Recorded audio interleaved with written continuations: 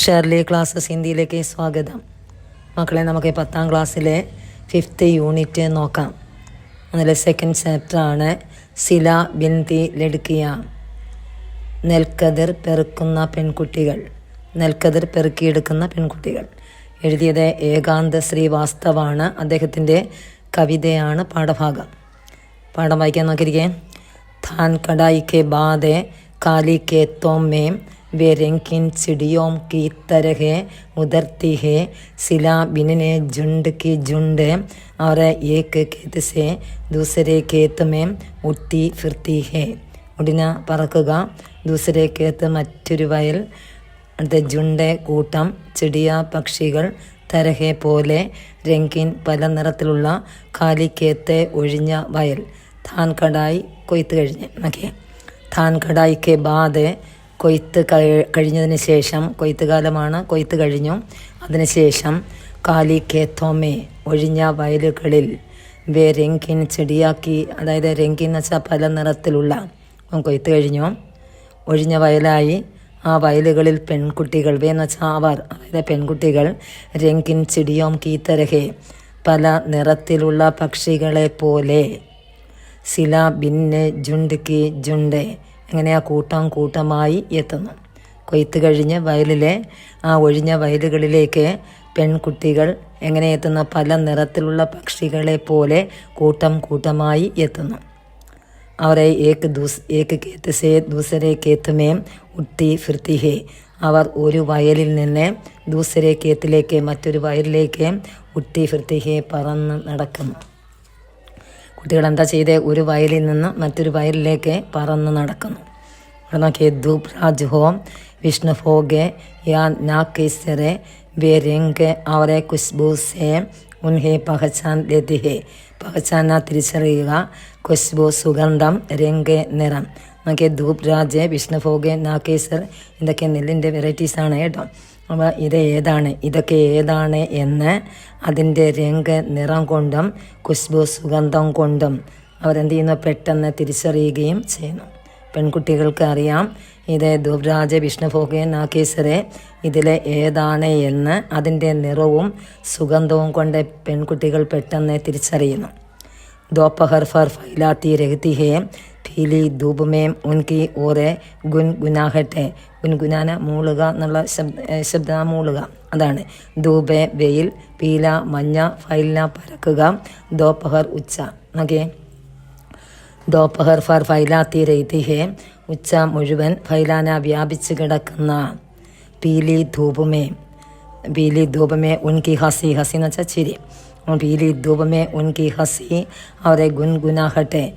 Okay, ഉച്ച മുഴുവൻ വ്യാപിച്ച് കിടക്കുന്ന അവരുടെ പീലി ധൂപിലെ മഞ്ഞ നിറത്തിലുള്ള വെയിലിൽ അവരുടെ ആ ചിരിയും മൂളിപ്പാട്ടും നിറഞ്ഞ് നിൽക്കുന്നു. നോക്കെ, ഉച്ച മുഴുവൻ ഫൈലാത്തി വ്യാപിച്ച് കിടക്കുന്ന പീലി ധൂപിലെ മഞ്ഞ നിറത്തിലുള്ള വെയിലിൽ ആ പെൺകുട്ടികളുടെ, അവരുടെ, ഉൻകിന്ന് വെച്ചാൽ അവരുടെ, പെൺകുട്ടികളുടെ, ആ കുഞ്ഞുങ്ങളുടെ, ഹസി എന്ന് വെച്ചാൽ ചിരിയും, ഗുൻഗുനാഹട്ടെന്ന് വെച്ചാൽ മൂളിപ്പാട്ടും നിറഞ്ഞു നിൽക്കുന്നു.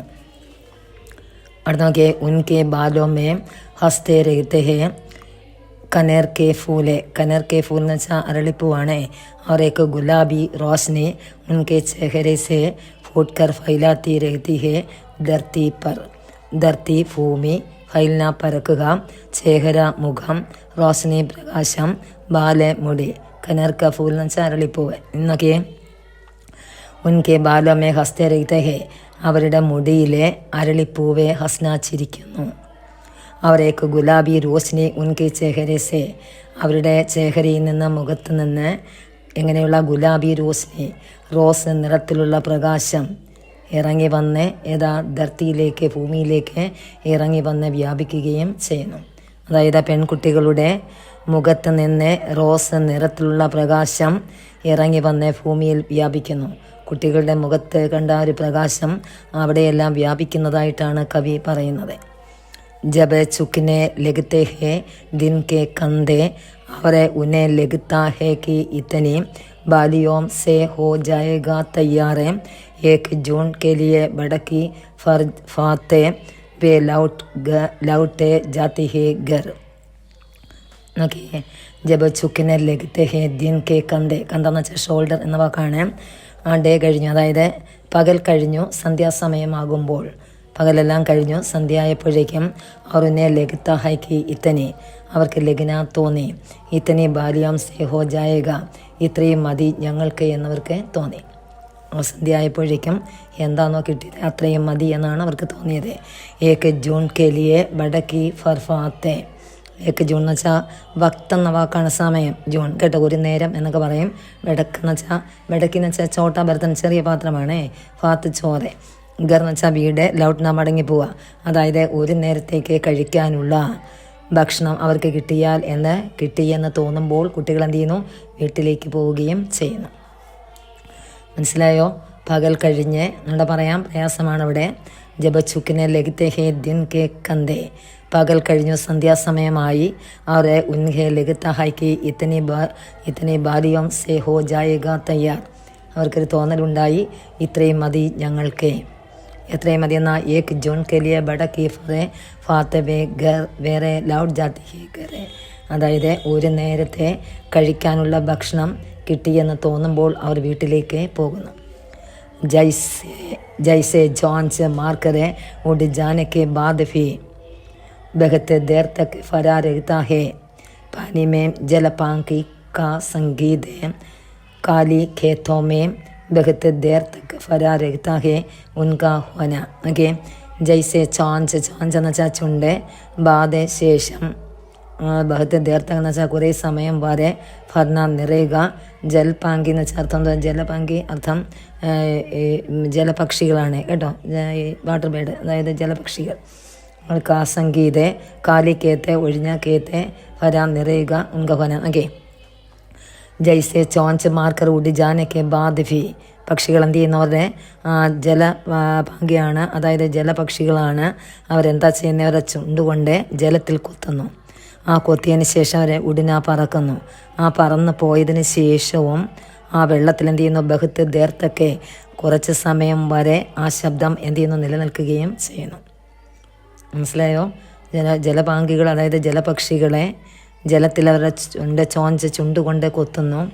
ആ കൊത്തിയതിന് ശേഷം അവർ എന്ത് ചെയ്യുന്നു, പറക്കുന്നു. പറന്ന് പോയതിന് ശേഷവും ആ ജലത്തിൽ ആ ഒരു ശബ്ദം, ആ കൊത്തിയ ആ ജലത്തിലെ അലകൾ അല്ലേ, ആ ഒരു ശബ്ദം നിലനിൽക്കുകയും ചെയ്യും. അതുപോലെ കാലിക്കേത്തോമേ ബഹത്ത് ദേർ തക് ഫരാ രഹ്താ ഹേ ഉൻകാ ഹോന, കാലിക്കേത്തെ ഒഴിഞ്ഞ വയലിൽ അല്ലേ, ഒഴിഞ്ഞു കിടക്കുന്ന ആ വയലിൽ നിന്നും അവർ പോയതിന് ശേഷം, ആ പെൺകുട്ടികൾ പോയതിന് ശേഷവും അവർ അവിടെ ഉള്ള ഒരു പ്രതീതി ഉളവാവുകയും ചെയ്യുന്നു. ആ കുട്ടികൾ പോയി എന്നിട്ടും ആ കുട്ടികൾ അവിടെ ഉണ്ട് എന്നൊരു പ്രതീതിയാണ് ഉണ്ടാവുകയും ചെയ്യുന്നത്.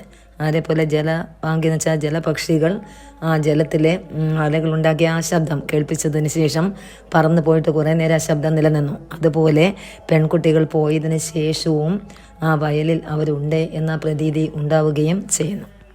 ഇതാണ് പോയം കേട്ടോ. നല്ലതുപോലെ വായിച്ച് പഠിച്ച് വെച്ചിരിക്കണം കേട്ടോ. അവസാനത്തെ പോയമാണ്, നല്ലതുപോലെ വായിച്ച് പഠിച്ച് വയ്ക്കുക. നമുക്ക് അടുത്ത ക്ലാസ്സിൽ ഇതിൻ്റെ നോട്ട്സൊക്കെ തരാം. അപ്രിസിയേഷനും ബാക്കി സൈഡ് ക്വസ്റ്റ്യൻസ് എല്ലാം തരാം. കഴിഞ്ഞ പാഠത്തിൻ്റെ നോട്ട്സ് ഉണ്ട്, അടുത്ത ക്ലാസ്സിൽ തരാം കേട്ടോ. ഇന്നത്തെ ക്ലാസ് ഇഷ്ടപ്പെട്ടെങ്കിൽ ഒന്ന് സബ്സ്ക്രൈബ് ചെയ്യണേ, ഒന്ന് ഷെയർ ചെയ്യുക, ലൈക്ക് ചെയ്യണം, സപ്പോർട്ട് ചെയ്യണേ. ഓക്കെ, നമുക്ക് അടുത്ത ക്ലാസ്സിൽ കാണാം.